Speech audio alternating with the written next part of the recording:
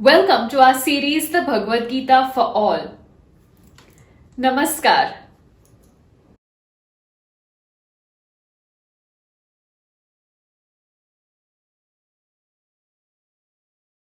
We'll continue reading of Chapter 8, Akshar Brahma Yog.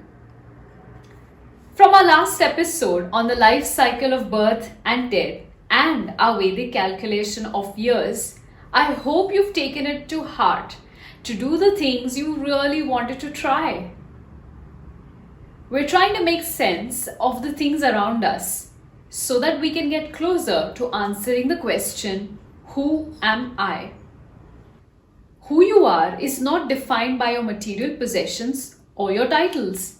If it were that obvious, life would be a cakewalk.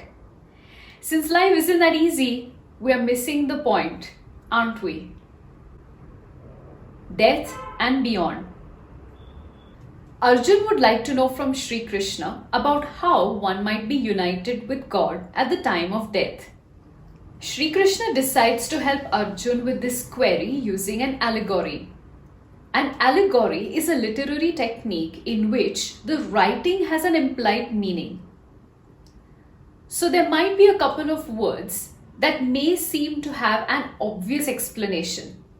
But if you look closely, there will be a hidden meaning of sorts in it.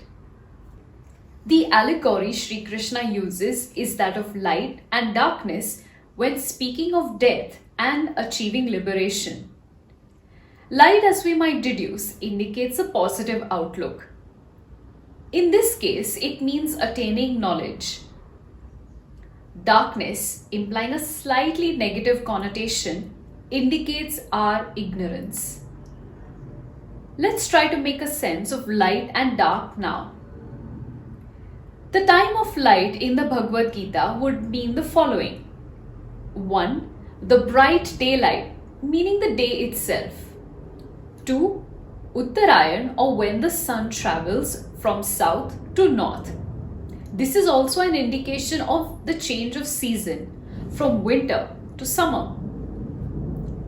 3. Shukla Paksha, or the period between new moon and full moon, or between Amavasya and Purnima. This indicates the bright ascending moon. Sri Krishna explains that people who've expressed devotion to him, to God, and detachment from worldly affairs are able to achieve liberation from rebirth when they depart during this very time of light or the path of knowledge. People who may have showcased ignorance, according to Sri Krishna, are subject to departure during the dark hour. Not just that, but the cycle of birth and death is something they cannot escape. Let's not forget that one's karmas also decide which path a soul might eventually take. This time of darkness would mean 1. The dark night of nightfall itself. 2. Dakshinayan, when the sun travels towards the south, indicating a change of season towards monsoon, autumn and winter. 3. Krishna Paksha, or the period between the full moon and the new moon. This means the time from Purnima to Amavasya, indicating a descending moon. What Sri Krishna means to say is that one must think of the absolute power as light, formless, invisible, untouchable, indestructible, and yet around you at all times. Light makes it visible to see everything around us. Without this light, there is nothing to see. And that is how the Creator is. It is because of Him that we see the world, and without Him, there would be none. Everything dissolves in the still of darkness. This absolute surpasses everything, life, death, and is beyond the universe itself. This is where Sri Krishna resides. A person who is able to mediate upon this thought has a chance at foregoing the sufferings of human life. He or she can achieve freedom. Sri Krishna urges Arjun to walk on this path of light, showcase devotion, and not be affected by Maya and the worldly pleasures. He adds that it is necessary to walk on this path of light at all times. We must avoid wavering from this path and walking onto the path of darkness, the path of ignorance. There's an interesting verse in the Ramayana. You may engage in good conduct, righteousness, austerities, sacrifices, Ashtanga Yoga, chanting of mantras, and charity. But without devotion to God, the mind's disease of material consciousness will not cease.